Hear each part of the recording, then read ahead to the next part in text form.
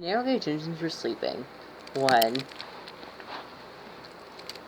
Guys, I have news! Amazing, wonderful news! You guys will love this news so much! Bertram exclaimed, waking up the others. Bertram? It is 8 o'clock. Trains don't start till 8:30. I'm trying to sleep before I have to spend an entire day with grumpy pants behind me. What do you want? I have our schedules for today, and we're starting today at 8.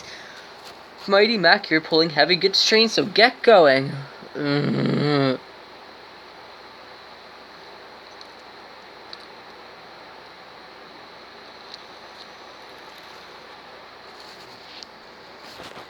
44, you have a special goods train that's going down to the quarry, so get going.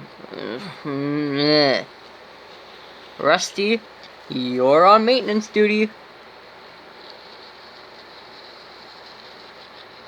And Bertram, my little younger twin, you're doing... can you quit the enthusiasm? And don't call me your little younger twin. I am nothing like you. Just because of the same paint job, and just because we have the same name, does not mean we are anything alike. Get that in your head. And I already know what I'm doing. Shunting duties. Ha! Yes, that's right. Haha! He's about as smart as me, my little younger twin. Alright, you're all ready to go, Mighty Mac. Thank you.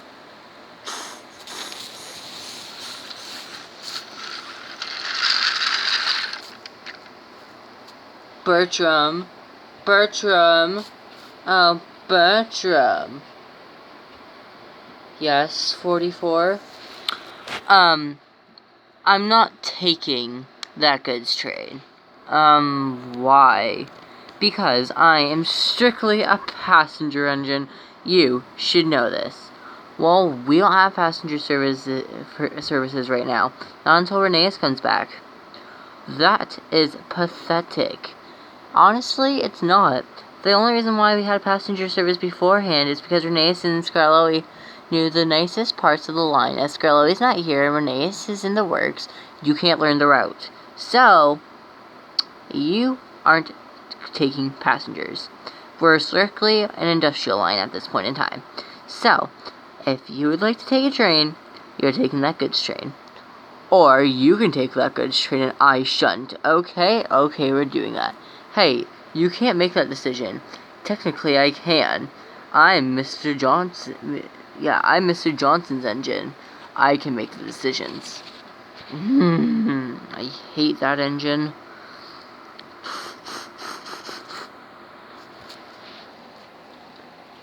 Bertram, where's the train I'm supposed to take? Right there. Okay, I cleared it with Mr. Johnson. You're taking it. Are you sure that's okay? Of course. Now, just let me turn around and get it attached to you.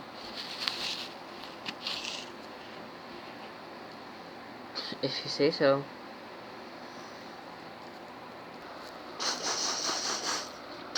Alright, let's get moving. Come on, get moving, you stupid trucks.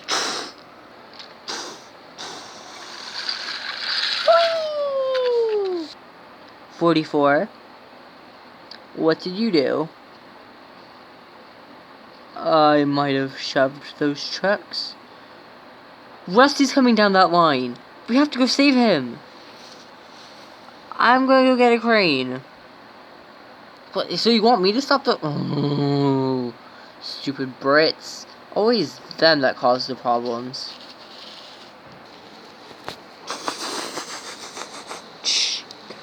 Rusty, you know how I told you to, okay, Henry. What is it? You seem very frazzled. Yes, I am. You know how I said things are going good for us right now? Well, they're not. We. Wait, what? Slow down. Explain to me again. Well, me and Shane were taking a good stream to the dock.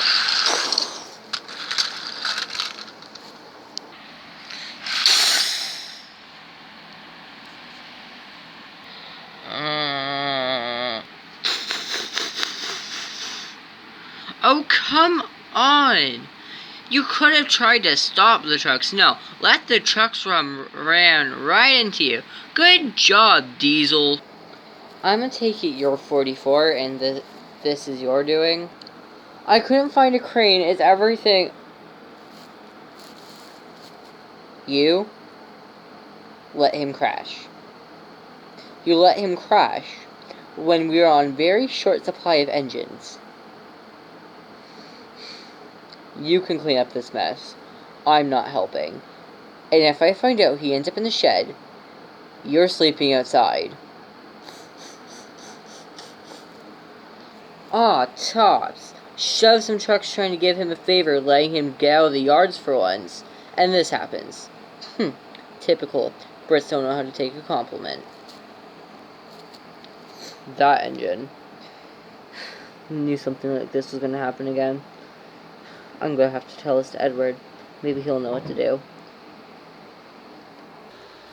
I'm sorry to say that Rusty was put in the sheds, and that after that, the engines refused to work. And 44, well, he was forced to sleep outside and do all the work by himself. I swear, that engine was not thinking whatsoever. Does he even have a brain? Everybody has a brain if they choose to use it or not. That's a different story. Familiar. What was that, my dear chap? I would love for you to tell that to my face. Guys, stop arguing. That's not gonna make our situation any better. Mainly your situation. We can work if we want, but we're deciding that we're not going to, and that 44 can do all the work himself.